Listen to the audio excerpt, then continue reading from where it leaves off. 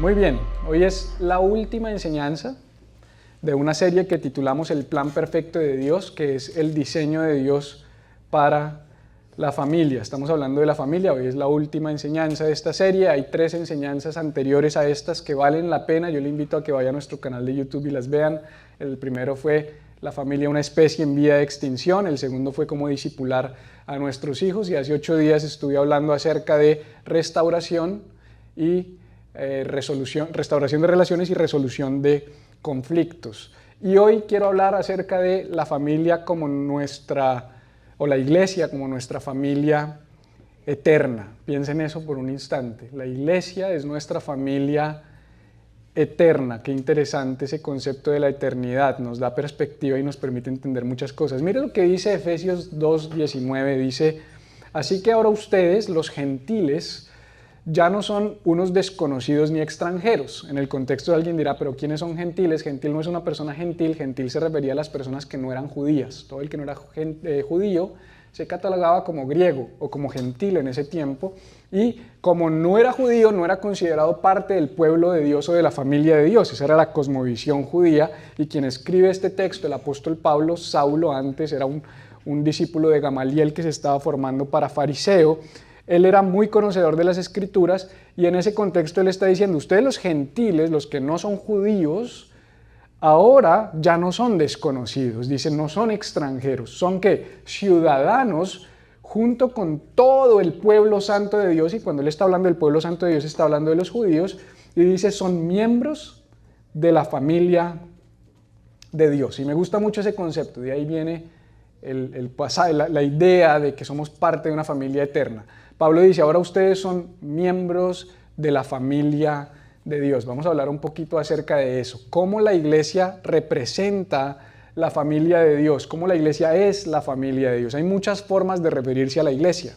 Cuando hablamos de la iglesia, por ejemplo, como un cuerpo. Sabemos que somos el cuerpo de Cristo. Cuando hablamos de la iglesia como una familia, la familia de la fe, la familia de Dios. Por eso en algunas comunidades, nosotros no lo hacemos, pero no porque esté mal, sino sencillamente no es parte de nuestra cultura, dicen hermana, hermano. ¿Por qué? Porque somos hijos e hijas de Dios. Entonces nos convertimos en hermana o hermano en la fe. Lo que pasa es que yo ni siquiera le digo hermana o hermano a mis hermanos. Yo no hablo con mi hermana y le digo, hola hermana. Yo le digo, ¿qué hubo, Marce? ¿Cómo está? Entonces yo hablo diferente. Es un tema de cultura de la comunidad, pero no tiene nada de malo decir hermano o hermana. De hecho, pues esa es la razón por la que lo hacemos. Y también está la iglesia como la novia de Cristo. Hoy no voy a hablar de eso. Entonces fíjese que la iglesia tiene varios matices que son bien interesantes. Hoy vamos a hablar de la iglesia como pueblo, la iglesia como familia. Y entonces quiero empezar por hablar de qué es la iglesia, cuál es el origen y la esencia de la iglesia. Sin duda alguna, cuando uno piensa en iglesia, uno piensa en un edificio. El paradigma tradicional que se le viene a una persona cuando piensa en iglesia es ese edificio, es esa estructura, esa es la iglesia. Vamos a la iglesia, decimos, y es parte de nuestro lenguaje, voy a ir a la iglesia, me voy de la iglesia, estoy en la iglesia, y entendemos y hablamos de la iglesia como un lugar físico al que vamos, al que asistimos. Pero la realidad es que la iglesia no es un edificio, no es una denominación, no es un evento, no es un lugar al que uno va los domingos. Cuando la Biblia habla de iglesia, piensa en algo mucho más profundo, en algo eterno. De hecho, en el Nuevo Testamento, la palabra que se utiliza para referirse a la iglesia es la palabra griega eclesia o eclesía.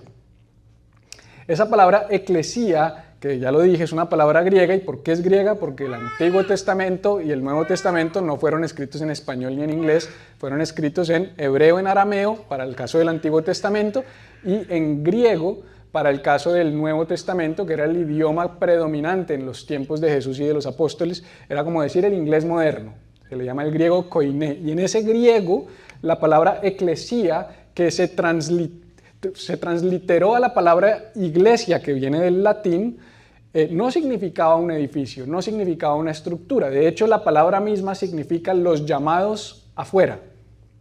Qué interesante. Eclesía significa los llamados afuera. ¿Por qué los llamados afuera? Porque es un pueblo que Dios llamó para sí mismo, que Dios escogió para sí mismo. Pero también el concepto de eclesia, que su raíz etimológica significa los llamados afuera, significaba una asamblea o una congregación de personas, y era un término político. Normalmente se hacía una eclesía en las plazas y era cuando se reunía gente para hacer asambleas políticas, para temas que tenían que ver con el gobierno. Entonces, en ese contexto, la primera vez que Jesús menciona la palabra iglesia, y la primera vez es muy importante, es en Mateo 16, 18, cuando él dice, edificaré mi eclesía y el poder de la muerte no lo conquistará. Si ustedes se acuerdan del contexto de ese texto, es cuando Jesús le pregunta a los discípulos, ¿quién dice la gente que soy yo? Y ellos dicen, no, algunos dicen que tú eres Jeremías, otros dicen que tú eres Juan el Bautista, otros dicen que tú eres Elías o alguno de los profetas. Y él dice, ok, ¿y ustedes? ¿Qué dicen ustedes? ¿Quién soy yo? Y Pedro se levanta y dice, tú eres el Cristo, el Hijo del Dios viviente. Eso sucede en un lugar que se llama Cesarea de Filipo. Y en ese contexto, Jesús le dice, bienaventurado eres, Simón, que así se llamaba Pedro, hijo de Jonás, porque eso no te lo reveló ni carne ni sangre, sino mi Padre que está en los cielos, y ahora te digo que tú eres Petro, le cambia el nombre, y sobre esa roca edificaré mi eclesía. No voy a hablar de eso hoy, pero erróneamente y con una interpretación incorrecta, algunas iglesias, especialmente denominaciones más ortodoxas, han creído que la roca sobre la que se edificó la iglesia fue Pedro. Pero la roca sobre la que se edifica la iglesia no es Pedro, es Cristo, es la piedra angular, es la revelación divina de que Cristo es el Hijo del Dios viviente, o de que Jesús era el Cristo, el Hijo del Dios viviente. Entonces Jesús no estaba hablando cuando dijo sobre esa roca edificaré mi iglesia, él no estaba diciendo sobre esa piedra edificaré estructuras, sino él estaba diciendo sobre esa verdad, sobre esa revelación, sobre esa idea, edificaré mi grupo de personas llamados por mí, llamados afuera, llamados a ser diferentes. Sabe que la palabra santo, que la Biblia dice que nosotros somos santos, significa uno que es apartado por Dios. Nosotros hemos sido puesto aparte por Dios. Y aquí escribí una frase, la iglesia nace del corazón del Padre, fue comprada por el sacrificio del Hijo y es habitada por el Espíritu Santo. No somos solo creyentes individuales, somos una comunidad, una familia, porque en la pandemia, yo me acuerdo, incluso yo me declaro culpable de esto, no sabíamos qué hacer, eso fue una locura, de años de hacer iglesia de esta manera, no nos podemos reunir y empezamos a utilizar nuestros dispositivos móviles, Zoom y todas estas herramientas para conectarnos y empezamos a acuñar una frase que se popularizó a lo largo y ancho del mundo. No, ni estoy sugiriendo que yo fui el primero que la usó, pero la empezamos a usar y la promovimos y es tú eres la iglesia o la iglesia es donde tú estés y esa es una verdad a medias, porque la iglesia sí es donde tú estés, pero le falta algo, es donde tú estés ¿qué? Con otra persona que cree lo mismo que tú, porque dice donde dos o más se reúnen en mi nombre, ahí estoy yo. O sea que la iglesia no es una persona. Cuando yo estoy solito y no hay nadie más, como le decía yo ahorita a José, a mí a veces me gusta estar solo. Bueno, cuando yo estoy ahí solo, ahí no hay iglesia. Ahí hay un miembro de la iglesia aislado. Pero la iglesia sucede cuando yo llamo y le digo, hey Juan, reunámonos a hablar del libro de Romanos, como de vez en cuando lo hacemos. O José, reunámonos a orar, como de vez en cuando lo hacemos. Cuando hacemos eso, esa es la iglesia. Esta es la iglesia. Pero no esta caja, sino lo que sucede cuando nos tomamos el café esta semana, con Juan y con Jessica. En esos contextos sucede la iglesia. Entonces tú no eres la iglesia, yo no soy la iglesia. Tú y yo somos la iglesia y ese somos es muy importante. Y en 1 de Pedro 2.9 dice, pero ustedes, y siempre en plural, ustedes no son así porque son un pueblo elegido, son sacerdotes del rey, una nación santa, posesión exclusiva de Dios. Eso es lo que está diciendo Pedro. Pedro está diciendo, tú y yo, como parte de la iglesia, somos una nación, somos un pueblo y hemos sido elegidos por Dios con un propósito. Diga conmigo propósito. Ya le dije que es la iglesia, no es un edificio, somos personas llamadas por Dios, parte de la familia de Dios. Ahora, ¿para qué? Propósito, ¿para qué existe la iglesia? Hablemos de ese propósito eterno. Voy a darle tres respuestas a esa pregunta. El primer propósito de la iglesia es reflejar el carácter del Padre, reflejar el carácter de Dios. Se supone que tú y yo, cuando nos reunimos, tú y yo, cuando nos unimos, cuando nos juntamos, uno de los propósitos que tenemos, un propósito eterno, es reflejar el carácter de Dios. Cuando mis hijos se reúnen y yo no estoy con ellos reflejan mi carácter. Hay personas que no me han conocido a mí, pero han conocido a mis hijos. Por alguna razón. Yo no estoy en la ciudad, vinieron a visitar, conocieron a mi esposa, conocieron a mis hijos, y después hablan y me dicen, conocí a tus hijos, y eso me habló mucho de ti, porque tus hijos hablan de ti. Yo conozco a tu hijo, conozco un pedazo de ti. Cuando la gente nos conoce a nosotros y nos ve siendo la iglesia, se supone que conozca el carácter del Padre. Por eso es que el amor tiene que ser primario entre nosotros, porque la Biblia dice que Dios es amor. Y si la gente no ve amor entre nosotros, no está viendo al Padre. Dice Juan 17:21 en la oración intercesora de Jesús, te pido que todos sean uno, así como tú y yo somos uno, para que el mundo crea que tú me enviaste. O sea que cuando la gente ve la unidad en la iglesia, eso es un reflejo del amor de Dios. Número 2, no solamente refleja el carácter del Padre, sino es vivir en comunidad. El propósito de la iglesia es vivir en comunidad. Y a la mitad de nosotros que no nos gusta tanto vivir en comunidad, parte del plan de Dios es que vivamos en comunidad. Y a la otra mitad que les encanta vivir en comunidad, a ellos les tengo que decir buenísimo, pero entonces hay que darle un propósito a la comunidad, porque no es vivir en comunidad para satisfacer mi necesidad de no estar solo, aunque está bien que vivamos en comunidad, sino hay que entender para qué vivimos en comunidad, porque el problema es que al que le gusta estar mucho en comunidad, cuando está en comunidad piensa que la comunidad se trata de él, porque como me encanta la comunidad, esto se trata de mí, quiero ser el centro de atención, quiero que me sirvan, quiero que me ayuden, y hay que poner las cosas en perspectiva. Hechos 2, 44 al 47 dice algo muy bonito. Si ustedes me preguntan cuál quisiera yo que sea el pasaje central de esta iglesia, este es. Todos los creyentes, diga conmigo todos. No solo los que tenían el temperamento extrovertido y orientado a las personas, todos. Se reunían en un mismo lugar y compartían todo lo que tenían, adoraban juntos, compartían las comidas con gran gozo y generosidad. Mire ese cuadro de la iglesia. La gente reuniéndose en un mismo lugar, compartiendo lo que tiene, adorando juntos y compartiendo comida con gran gozo. Y nosotros tratamos de emular un poquito eso, pero de una manera un poco artificial. Venimos aquí, cantamos juntos, nos saludamos, hay alguien que los dirige, dígale al que tiene al lado, hable con el de al lado, haga esto, ahora salimos, hay comidita allá afuera. Eso está súper bien. Pero si eso es lo único que pasa con Neuma, que cada 8 días replicamos eso como una liturgia o como un ritual, yo pienso que en realidad no estamos cumpliendo con la esencia de la iglesia. No se supone que nuestra expresión como iglesia sea de domingo a domingo. Se supone que nuestra expresión como iglesia debe ser parte de nuestra vida, de nuestra realidad. Esto que estamos viendo acá, reunirnos en un mismo lugar, compartir lo que tenemos, adorar juntos, compartir comida con gozo y con generosidad, no tiene que pasar solamente un domingo. Qué rico cuando ustedes han ido a la casa y hemos hecho brunch y ustedes llevan unas cosas, nosotros ponemos otras, hablamos, cuando menos piensa ya se tienen que ir porque tienen que ir a trabajar, se nos pasó la mañana. Qué rico cuando salimos el otro día con ustedes, fuimos a Disney Springs, nos invitaron a Fish and Chips, delicioso. Me encanta, porque ahí también sucede la iglesia. No es solamente que estamos siendo amigos, además podemos ser amigos. Pero a mí, más que la amistad, lo que me une es la hermandad en Cristo y el llamado que tenemos. Vamos a adorar juntos, vamos a compartir juntos, vamos a gozarnos juntos y vamos a hacer la vida juntos. Ahora, esto tampoco puede ser solo ustedes conmigo, sino tiene que ser todos. Por eso dice aquí, todos los creyentes.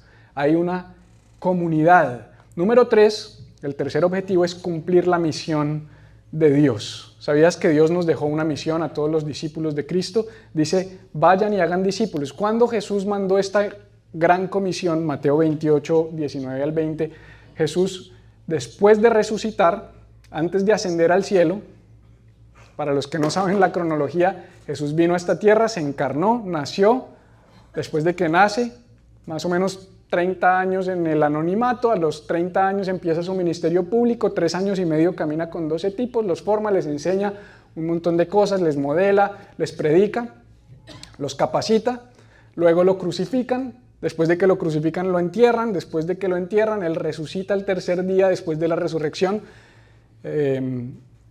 se ausenta unos días, camina entre nosotros después, por 40 días, se ausenta después de los 40 días unos días y manda al Espíritu Santo.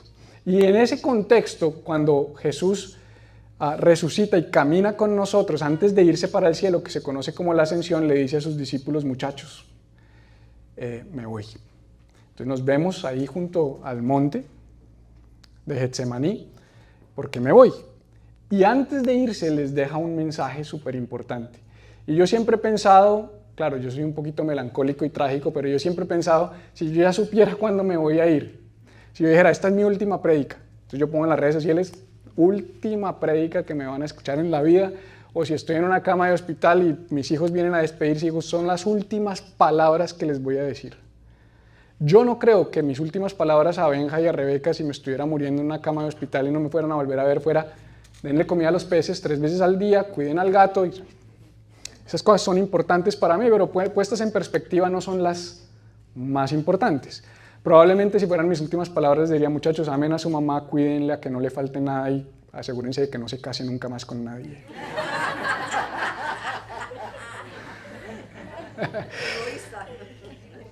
Solo para mí. Las últimas palabras de Jesús, las últimas, fueron: vayan y hagan discípulos a todas las naciones, bautizándolos en el nombre del Padre, del Hijo y en el poder del Espíritu Santo, y enséñenles a guardar todas las cosas que yo les he mandado. O sea, ¿será importante o no será importante? Que fue lo último que se aseguró Jesús. Es que si estos cabezones no entendieron nada, aquí va, de esto se trata. Y dejó esa misión, no solo para ellos.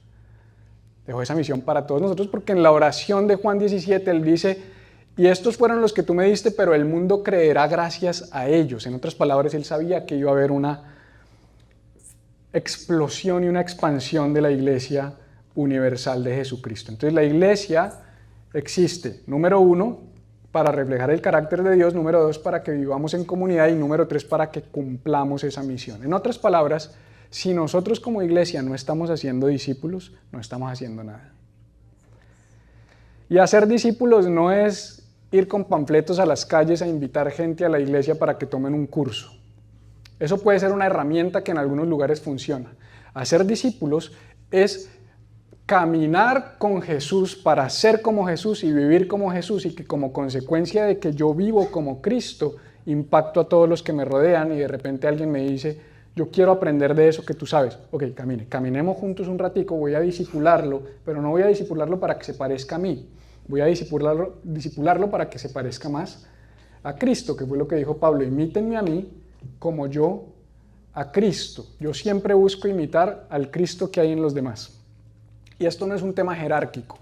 No se supone que hay alguien a quien todos imitamos. Se supone que todos imitemos al Cristo que hay en nosotros, porque todos tenemos algo de Cristo que alguien no tiene. Por eso somos un cuerpo. Uno quisiera tener una persona completa igualito a Cristo. No existe. Pero cuando nos juntamos, lo que hay de Cristo en ti, lo que hay de Cristo en ti, lo que hay de Cristo en ti, lo que hay de Cristo en ti, con lo que hay de Cristo en mí, ahora veo a Cristo. Ese es el reflejo del Padre, porque Cristo es el reflejo de Dios. ¿Ok? Número 3, ¿cómo me hago parte de esa familia? ¿Ok? Vamos a hablar de 4 puntos hoy. El primer punto ya se los hablé, ¿qué es la iglesia? El segundo punto ya se los hablé, ¿para qué existe la iglesia? Ahora vamos a hablar de cómo me hago parte de esa familia. ¿Cómo yo puedo ser parte de esa familia? La pregunta es: abrí esa puerta, la señora Joana me recibió, me saludó, me senté en esa silla, ¿ya soy parte de esa familia? O sea, automáticamente cruzar por esa puerta me hace parte de la familia. Esa es una buena pregunta. Aquí podemos decir: bienvenido como eres, ven tal cual eres, y tener nuestras frasecitas de marketing: tú perteneces aquí, luces increíble, ven, te queremos ver, ven pronto, todo lo que quieras. Todo eso funciona. En últimas es marketing, pero eso no te hace parte de la familia de la fe. Eso no te hace parte de esta comunidad y de esta iglesia. Tú puedes ir 10 años a una iglesia y nunca ser parte de esa familia. Yo he ido a muchas. Ahorita les contaba que les agradecía a los que vinieron por primera vez: gracias por darnos la oportunidad, porque yo lo he hecho. Y yo he ido a muchas y he dicho: no, aquí no es, y sigo para otro lado. Y en otras he dicho: voy a darle una oportunidad, 6 meses, nunca hablé con nadie, nadie me habló y me voy para otro lado. A veces es mi responsabilidad Que no le hable a nadie, a veces es que definitivamente nadie quiere hablar con uno, no lo sé, pero eso no te hace parte de la familia. Mira lo que dice, porque hoy hay como una idea de que todos somos hijos de Dios. Eso es como una idea generalizada en el mundo. Todos somos hijos de Dios. Y la realidad es que no todos somos hijos de Dios. No nacemos siendo parte de la familia espiritual. Nos hacemos parte por medio de Cristo. Mira lo que dice Juan 1:12. Pero a todos los que creyeron en Él, ¿en quién? En Jesús. Está hablando de Jesucristo. Juan 1, si usted lee un poquito atrás, no lo tengo ahí, pero si usted lee Juan 1 en su contexto, Juan 1 comienza, en el principio era el verbo era con Dios y el verbo era Dios. ¿Y quién es el verbo? Jesucristo. Eso es Juan 1, 2, 3. Ok, en el 12, después de que está hablando del verbo, dice que fue el primogénito entre nosotros, que por Él existen todas las cosas, dice, pero a todos los que creyeron, a los que creen en su nombre, a los que creyeron en Él y lo recibieron, les dio el derecho de llegar a ser hijos de Dios. Solamente los que creemos en Jesús, los que recibimos el nombre de Jesús, recibimos el derecho de ser hechos hijos de Dios. Esto es interesante. Todos somos creados por Dios. Todos los seres humanos del planeta fueron creación de Dios. Yo no estoy negando que somos creación de Dios. Pero la paternidad de Dios, el derecho de ser hijos de Dios, dice Juan, fue dado solamente a los que creemos en Jesús y recibimos su nombre. Entonces la pregunta es, ¿qué tengo que hacer para ser parte de esa familia? Creer en Jesús. Eso me hace parte de esa familia, de la familia de la fe. A veces yo me relaciono con personas que van a otra comunidad local. Entonces, ellos no expresan su fe en este grupo comunitario, pero son parte de la familia de Dios y son mis hermanos y mis hermanas en Cristo. Y eso es muy importante que lo entendamos, porque está la iglesia universal con I mayúscula y está la iglesia local con I minúscula, que somos nosotros, somos parte de la iglesia local. Es imposible que todos nos congreguemos en la misma iglesia local, por geografía, por afinidad, por gustos. ¿Sabías que tus gustos importan a la hora de escoger una iglesia? La Biblia dice que la gracia de Dios es multiforme. Dice que de acuerdo a la multiforme gracia de Dios, primera de Pedro 4:10, dice cada uno según el don que recibió, sírvaselo a los otros de acuerdo a la multiforme gracia de Dios. ¿Por qué será que la gracia de Dios tiene muchas formas? Porque todos nosotros tenemos muchas formas. Y está bien que uno diga, aquí yo encajo. Yo siento que yo encajo en esta comunidad. Ok, eso, creer en Jesús nos hace parte de la iglesia universal. No tienes que encajar. Crees en Jesús, eres hijo, eres hija. Pero hay que ser parte de una comunidad local. Y la forma de ser parte de una comunidad local ya no es solamente, no, es que yo creo en Jesús, vengo, me siento, no hablo con nadie, no miro a nadie. Pues como quiera, igual te vamos a amar. Esta mañana tú contabas, en la reunión que hablamos, los primeros 2-3 meses que viniste, no hablo con nadie, no saludo a nadie, no miro a nadie, entro, salgo, recibo, pero el corazón se empieza a ablandar hasta que se empieza a generar una relación y empiezo a ser abrazado y abrazar a los demás como parte de la familia de la fe. Entonces no se trata solo de asistir a una iglesia, se trata de nacer de nuevo y de ser injertado en el cuerpo de Cristo. Y a mí me llama mucho la atención esa idea de que somos injertados en el cuerpo de Cristo, que no es una palabra que me inventé yo, es una palabra bíblica, dice que nosotros hemos sido injertados en el olivo. Pero el otro día estaba viendo un video de cómo injertan los árboles, no sé si alguien los ha visto, pero para injertar un árbol tienen que cortar la rama, hacerle un hueco de la misma dimensión y el mismo tamaño a la rama donde lo van a injertar, lo pegan, lo sellan con vinipel, le ponen protección, le echan pegante, eso mejor dicho lo recontraseguran. ¿Por qué? Porque pareciera que hay una tendencia natural a rechazar, a que la base rechace al injerto y a que el que es injertado se expulse. Y yo creo que esa palabra es interesante, porque en el fondo, sobre todo los que tienen un temperamento como el mío, la tendencia es a rechazar. La tendencia es, no me gustó, me miró mal, me boto y me voy para otro lado a ver dónde me aceptan, ¿sí? Pero eso no funciona así, porque donde lleguen te va a pasar exactamente lo mismo hasta que tú digas, aquí me quedo, así no me guste, hasta que se pegue esto, que no lo despegue nadie y dé fruto, que es lo que está diciendo Jesús. Entonces, 1 Corintios 12:13 dice, entre nosotros hay algunos que son judíos, otros que son gentiles, algunos que son esclavos, otros que son libres, pero todos fuimos bautizados en un solo cuerpo, por un mismo espíritu, y todos compartimos el mismo espíritu. ¿Qué está diciendo Pablo? Pablo está diciendo, aquí hay judíos, aquí hay gentiles, aquí hay esclavos, aquí hay libres, aquí hay variedad. Importantísimo, iglesia. Comunidad no es uniformidad. Qué pereza una comunidad donde todos seamos iguales. A mí me parece que eso es aburridísimo. Cuando tú miras jugar, por ejemplo, al mejor equipo del mundo, que es el Real Madrid, tú los miras uniformados. Hoy estoy predicando yo hoy digo lo que yo pienso. Pero tú los ves uniformados. Pero a veces pierden porque no están unidos. La iglesia no tiene que procurar uniformidad. La iglesia tiene que procurar unidad. Y es unidad en medio de las diferencias. Es madurez. Aquí hay judíos, aquí hay gentiles, aquí hay esclavos y aquí hay libres. Está bien. Pero todos fuimos bautizados por el mismo Espíritu Santo. Si nosotros entendemos eso en el momento en el que no nos parecemos, porque es chévere cuando nos parecemos. No, a mí ese man me cae súper bien, pero ¿por qué? Cuéntame por qué me cae súper bien. Y uno empieza a escuchar, porque le gusta lo mismo que a mí, porque tiene los mismos hobbies, porque hablamos lo mismo, porque somos del mismo país, porque nos parecemos. Ah, buenísimo, espérate que tengan una diferencia a ver si te parece pareciendo tan chévere como te parece hoy. La realidad es que no queremos ser una iglesia donde todos seamos clones, donde todos seamos iguales, donde todos nos veamos igual, donde todos respiremos igual. ¿Qué perecas iglesias donde todos se parecen al pastor? Horrible. Aquí ya hay mucho calvo, yo como vamos a poner el peluquín porque si no, nos empezamos a parecer. Yo era parte de una iglesia así. Todos querían ser igualitos al pastor, en personalidad, en estilo.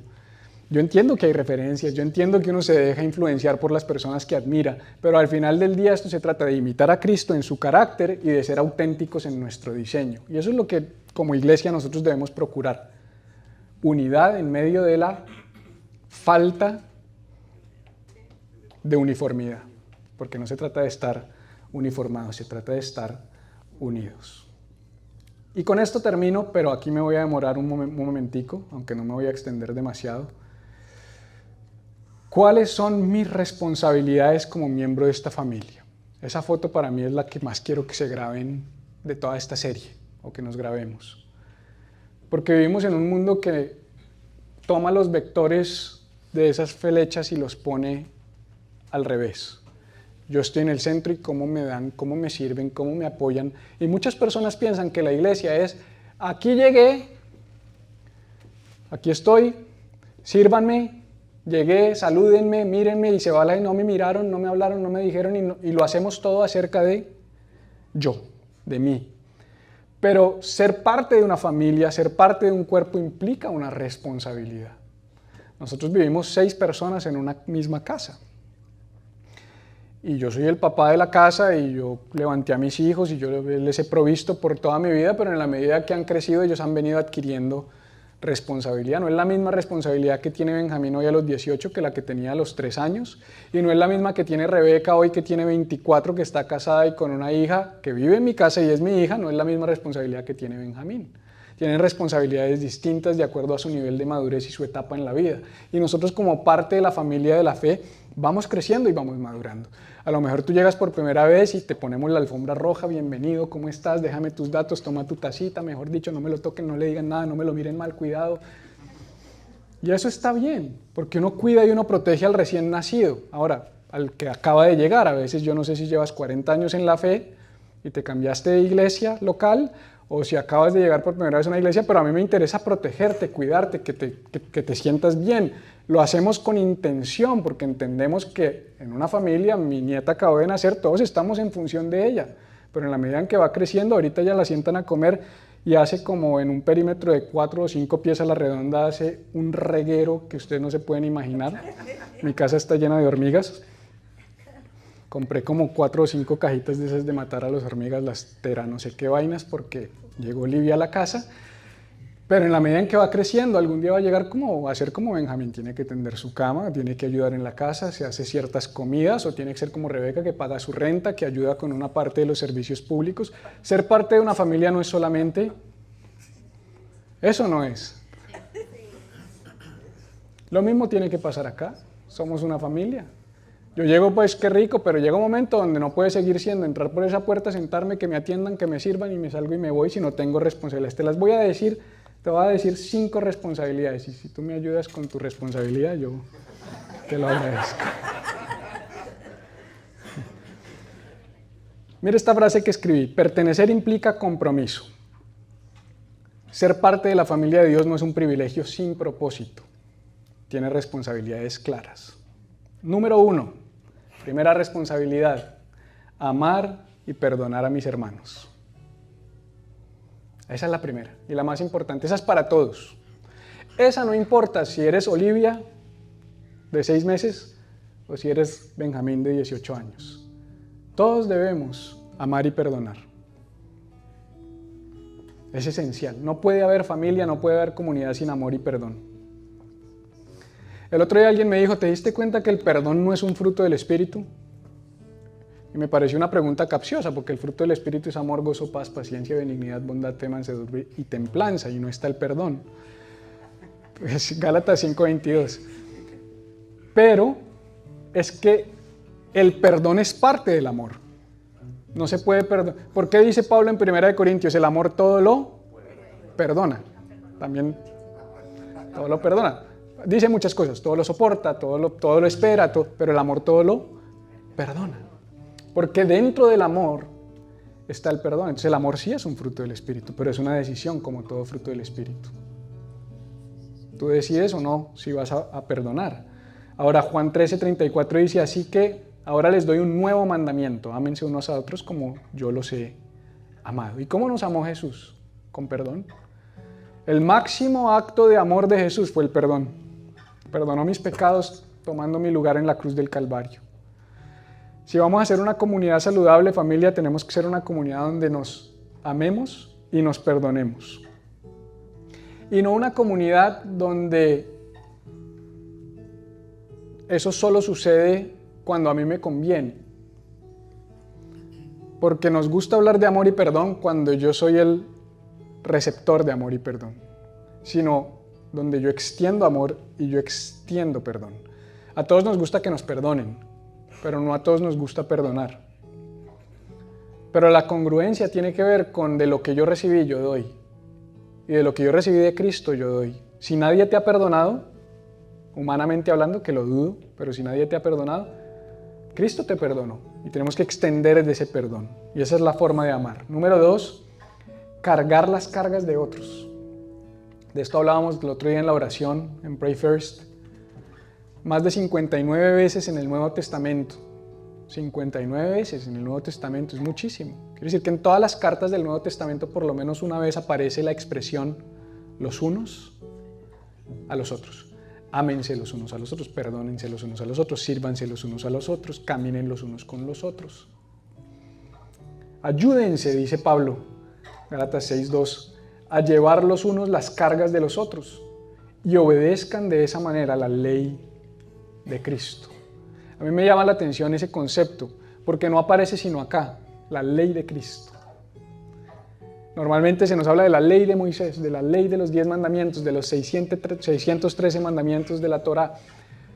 Pero Pablo aquí está diciendo, hay una ley que es la ley de Cristo, y la cumplen llevando las cargas los unos de los otros. Él dice, si llevan las cargas los unos de los otros, de esa manera cumplen la ley de Cristo. Y vivimos en una sociedad donde yo llevo mi carga. Tengo las manos ocupadas, no te puedo ayudar.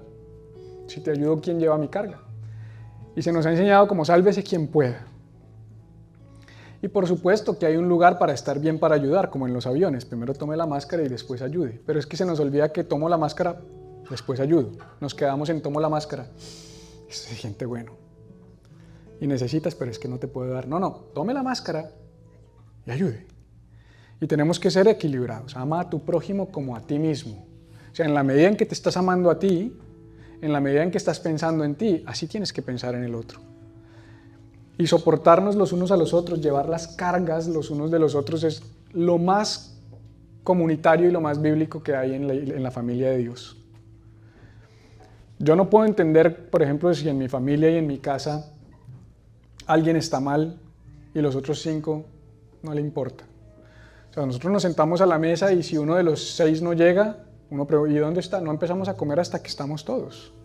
Uno pregunta, ¿y dónde está Benjamín? ¿Y dónde está Ben? ¿Y dónde está Rebeca? ¿Y dónde está Cata? ¿Por qué? Porque te importa el otro.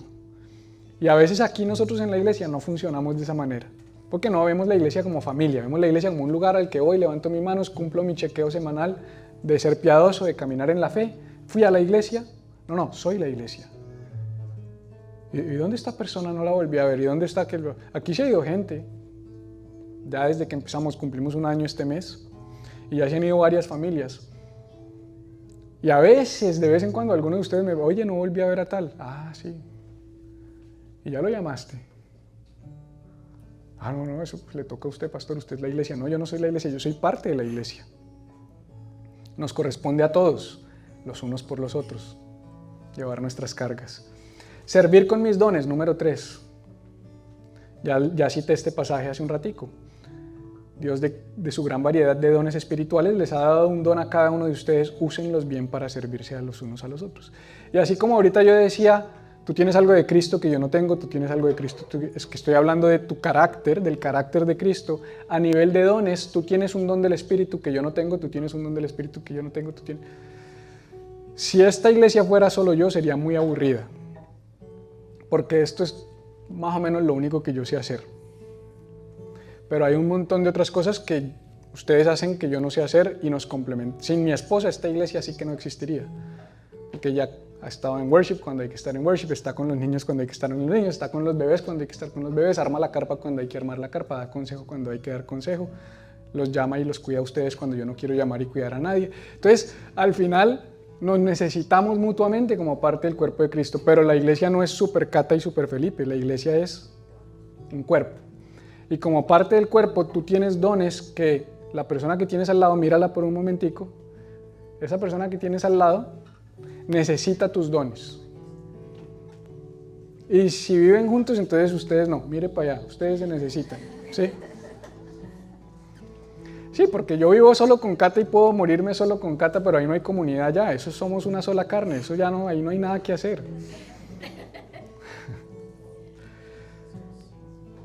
Entonces, parte de tu responsabilidad es servir con tus dones.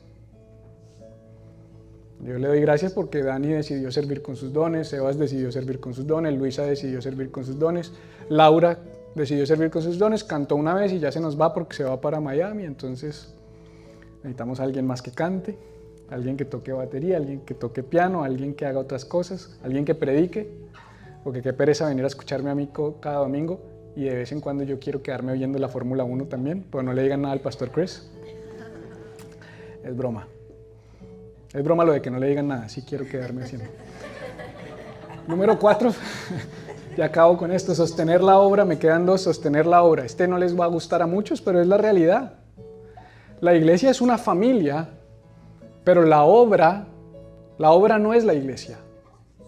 La iglesia es la familia, pero la familia tiene una obra. ¿Cómo se los explico mejor? Tú tienes un negocio de carpintería y ese se convierte como en ese negocio familiar. Ese negocio no es tu familia, pero tu familia sustenta el negocio, porque yo he visto a Luz Amparo recogiendo clavos, ayudando, yo he visto a Yuyu en los videos, y ahora que venga Samantha cuando esté chiquito, algún día la pondrán por ahí a poner clavos, alguna cosa. ¿Por qué? Porque aunque esa no es la familia, el miembro de familia soporta la obra de la familia, la misión de la familia. ¿Cuál es la misión de la familia? Lo que nosotros hacemos, hacer discípulos. Entonces, yo vengo a la casa, como, recibo, que me sirvan, hago, todo eso está perfecto. Pero llega un momento donde ser como Benjamín, que ya tiene su primer trabajo, entonces ya, ok, no tienes que pagar todavía porque todavía eres menor de edad, pero hay ciertas cosas que si tú quieres, tú cómpratelas, yo ya no te las tengo que comprar, y así empieza uno a transicionarlo hasta que menos piensa lo vacuna y el chino ya está pagando renta, pero eso es poco a poco. Eso es poco a poco.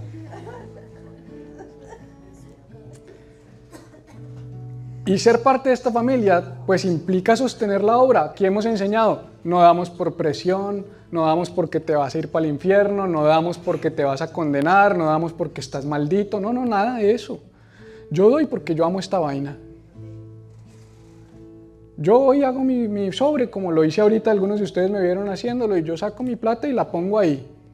Ay, pero es para usted, no es para mí. Yo no es que saque un bolsillo para poner otro como si pasa en algunos lugares, no, de verdad eso no es para mí. Yo saco, y créeme que a veces yo digo, ay, yo quisiera más bien el carrito de Lego que quiero un carrito de Lego de esos Technic grandes como los que quiere su primo, que valen como $250, y a veces los pongo ahí y digo, pero esto va a dar más fruto que el carrito, porque esto se multiplica y alcanza más vidas, alcanza más personas. Entonces hay que sostener la obra. Dice, cada uno debe decidir en su corazón cuánto dar, y no den de mala gana ni bajo presión, porque Dios ama a la persona que da. Pero sabes que el énfasis normalmente está, no lo hagas con presión, no lo hagas de mala gana, todo eso está buenísimo, pero el énfasis hoy es, cada uno debe decidir cuánto dar. En últimas, el cuánto lo pones tú, pero yo pienso, familia, y si usted está por primera vez hoy y nunca había ido a una iglesia, no quiero que use esto como razón para decir, habló de plata, lo que quieren todos los pastores. No, por favor, eso no somos nosotros. Pero llega un momento donde este mensaje es necesario. Y yo pienso que todos los que somos parte de esta familia, que ya digo, esta es mi casa, aquí estoy viniendo 1 mes, 2 meses, 3 meses, ok, debes decidir cuánto dar. Y sostener esta obra también es parte de tu llamado y de tu responsabilidad como miembro de esta familia. Porque no es justo. No es justo que todos comamos, pero solo algunos pongamos. No es justo. Uno lo hace por un tiempo mientras el bebé sale, pero ya te sacamos los gases, te cambiamos el pañal. Y hay unos que ya, Jesús, hay unos que ya están grandes, viejos, y todavía, que fue lo que dijo Pablo, ustedes deberían ser grandes, pero me toca hablarles como niños en Cristo. Ok, número 5, y con esto sí termino, perseverar en la unidad. Y me gusta mucho esa palabra perseverar. ¿Por qué? Porque la unidad, que empecé con eso, con la idea de la unidad, termino con la idea de la unidad no se da si no persevero en ella. Hay que perseverar. Mira lo que dice Efesios 4:3. Hagan todo lo posible. Qué interesante, hagan todo lo posible por mantenerse unidos en el Espíritu y enlazados mediante la paz. ¿Qué quiere decir? Cuando Pablo dice hagan todo lo posible por estar unidos en el Espíritu, quiere decir que si no lo hago, la tendencia natural no es a la unidad. La tendencia natural es a la división. Por eso Pablo en Romanos 12:2 dice, el mal se vence haciendo el bien. ¿Qué necesito? Que para contrarrestar esa fuerza de división que es orgánica y que es natural, tú y yo hagamos todo lo posible por mantenernos unidos en el Espíritu. Para que esta iglesia salga adelante, para que funcionemos, para que llevemos adelante el mensaje, Dios mío, para que llevemos adelante el mensaje como necesitamos llevar adelante el mensaje, para que hagamos todo lo que tenemos que hacer, para que cumplamos lo que Dios nos llamó a cumplir, tú y yo tenemos que hacer todo lo posible, todo lo que esté a nuestro alcance, por mantenernos unidos. Porque romper la unidad es muy fácil, familia. Y obviamente, mire, Sergio y Tatiana los despedimos hace casi 8 meses, por ahí, 8 meses, 10 meses. Pero estamos unidos, porque ellos se fueron a vivir a Fort Lauderdale y hoy vinieron aquí de sorpresa a visitarnos, hablamos las semanas, ella se conecta a las reuniones de oración. Ellos van a otra iglesia, tienen su iglesia local, apoyan allá, todas estas cosas que yo dije hoy les aplican a ustedes allá en su iglesia local. Pero perseveramos en la unidad y hacemos todo lo posible por mantenernos unidos. Y lo mismo tenemos que hacer todos nosotros aquí, hacer todo lo posible por mantenernos unidos. Y ese es el desafío que yo les quiero dejar para esta semana. ¿Cómo yo tomo estas cosas y digo, oye, yo tengo que ser intencional en provocar unidad? Llegaste y ahí está ese señor que mira raro. Ok, acércate, le voy al señor que mira raro. Si se le acercan muchos a Juan, no se lo vaya a tomar personal. Y dígale, oiga, podemos salir a almorzar. Un día de estos, tomémonos un café. Dice, haga todo lo posible por perseverar en la unidad. Yo te hago una pregunta. ¿Has hecho todo lo posible por mantenerte unido a esta familia? Sobre todo los que llevan ya 1 año aquí conmigo. ¿Habremos hecho todo lo posible para mantenernos unidos? Puede que no. Y entonces, ¿qué esperamos? Si el llamado es claro, hagan todo lo posible por mantenerse unidos. Así que esta semana yo quisiera empezar a promover ese tipo de cosas. Vamos a tener The Table el miércoles, pero eso es lo mismo, eso es nosotros tratando de como líderes proveer espacios para lo que no está pasando orgánicamente empiece a pasar, pero tiene que trascender de esos espacios. Yo sueño con que The Table suceda todos los días, a toda hora, en todo momento. Que me entere que esta semana se reunieron ustedes como familias, que me entere que esta semana se reunieron ustedes como familia. Eso a mí me parece que es lo más espectacular que uno puede ver como pastor. Porque lo que yo quiero como papá, y yo no soy el papá de nadie, pero lo que uno quiere ver como padre, el corazón paternal, es a sus hijos unidos. Yo no quiero ver a Benjamín y a Rebeca peleándose, a mí me gusta cuando los veo unidos. Muy bien, ya hablé mucho, puede ponerse de pie y vamos a orar. Padre, te damos gracias por hacernos parte de tu familia eterna. Muchos de nosotros, Señor, tenemos nuestras familias naturales, bien sea una unidad familiar compuesta por esposo, esposa e hijos. Otros tienen a sus padres, otros tienen un primo, un tío, una abuela, un abuelo, pero algunos no tienen familia. Algunos están en este país, su familia quedó atrás, quedó en otra ciudad, en otro país, no pueden salir. Qué bueno que nosotros podamos ser esa familia para ellos. Y qué bueno que podamos ser familia con nuestra familia y familia con nuestra familia en la fe, porque una cosa no excluye la otra. Y qué rico cuando las dos combinan, como en mi caso. Cuando tengo a mis hijos, a mi yerno, a mi nieta, a mi esposa, a mis papás, a toda mi familia en el cuerpo de Cristo, eso es espectacular. Pero ayúdanos a ser familia. Ayúdame a amar a esta persona que tengo a mi lado, que yo no la escogí. Yo no escogí a mis hermanos, yo no escogí a mis hermanas, yo no escogí a mis padres, yo no escogí a mis hijos ni siquiera. Yo no escogí su diseño, no escogí su temperamento, no escogí su color de ojos, no escogí su color de pelo. Tú los mandaste, Señor. Y asimismo tú montaste en esta barca que se llama Neuma Orlando a estas familias. Y yo te pido que me ayudes a hacer todo lo posible, todo lo que esté a mi alcance, por ser un buen miembro de familia, por servir, por amar, por ayudar, por apoyar, por soportar cargas, por perdonar, por procurar la unidad. Ayúdanos a ser esa iglesia que tú soñaste. Ayúdanos a ser tus discípulos y a hacer discípulos en el camino. Te amamos, Jesús.